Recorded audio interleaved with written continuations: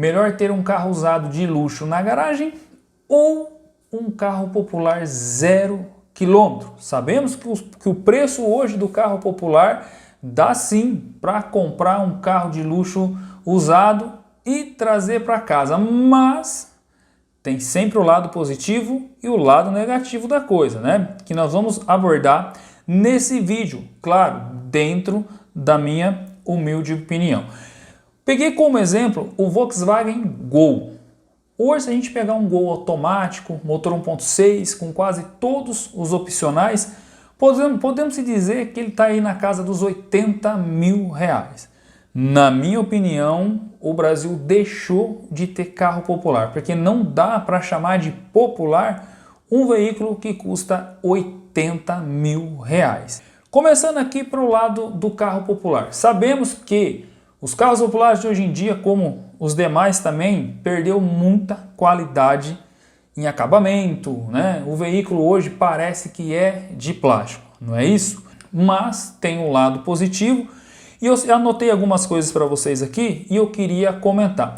O lado positivo, tirando a questão do valor, né? O lado positivo de você ter um popular 0 km é: carro é novo, garantia, manutenção é simples, facilidade de encontrar peças, economia, muitas vezes economia de combustível, né? Então, se a gente pegar hoje um carro popular 0 km, sim, ele é um carro muito mais fácil de você negociar, ele é um carro mais econômico, certo? É um carro de manutenção simples, você consegue achar com facilidade mão de obra para executar qualquer tipo de manutenção dentro desses carros. E é novo, né, pessoal? Tem garantia de fábrica, enfim, tem sim as suas vantagens, né?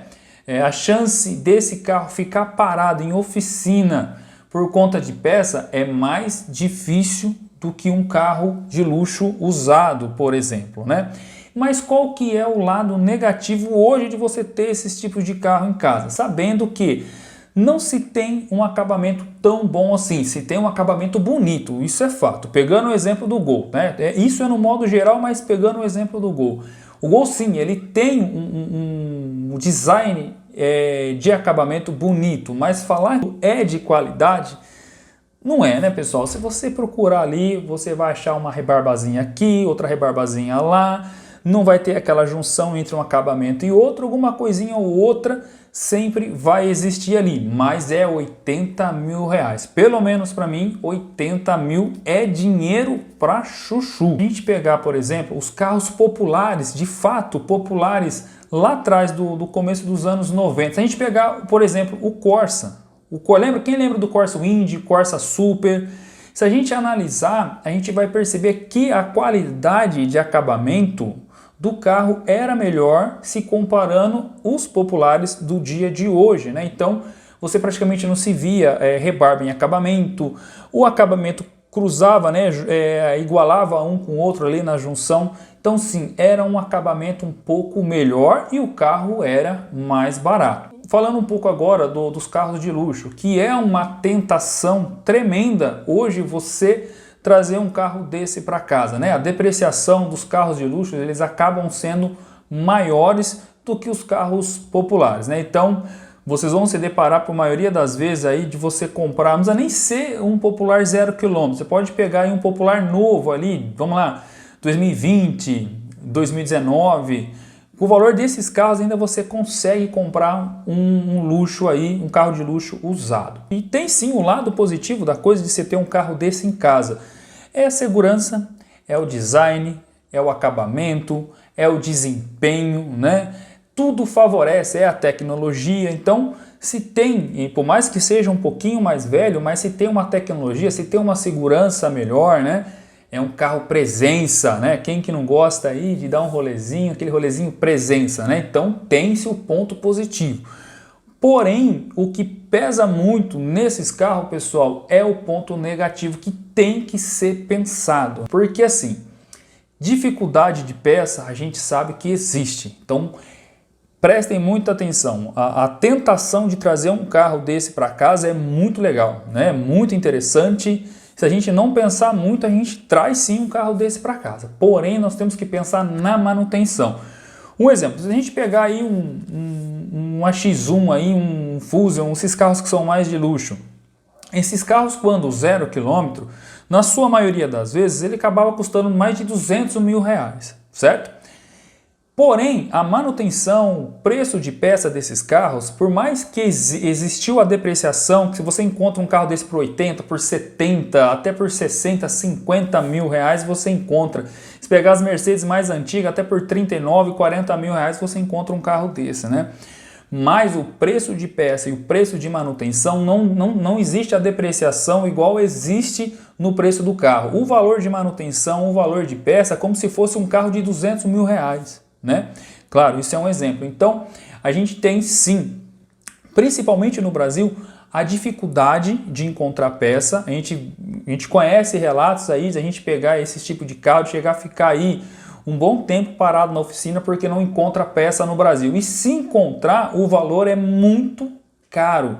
Aí tem a questão da importação das peças e tudo mais. Você consegue num preço até melhor, mas o carro acaba ficando parado. Então, tem que pensar muito na questão de manutenção. Não vai achar, esse carro não quebra, BMW não quebra, Mercedes não quebra. Lógico que quebra. Quebra sim, com certeza.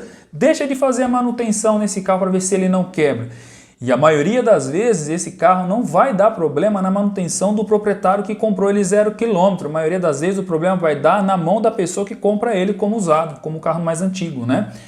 Aí, se a pessoa não tem uma estrutura para aguentar o tranco, aí é problema. Sem contar que dependendo da manutenção desse carro, pode chegar até próximo do preço que o carro está valendo atualmente. Bruno não está falando aqui, não compra esses carros. Lógico que não, de forma alguma. Para se ter um carro desse na garagem, pessoal, tem que estudar muito, tem que planejar muito.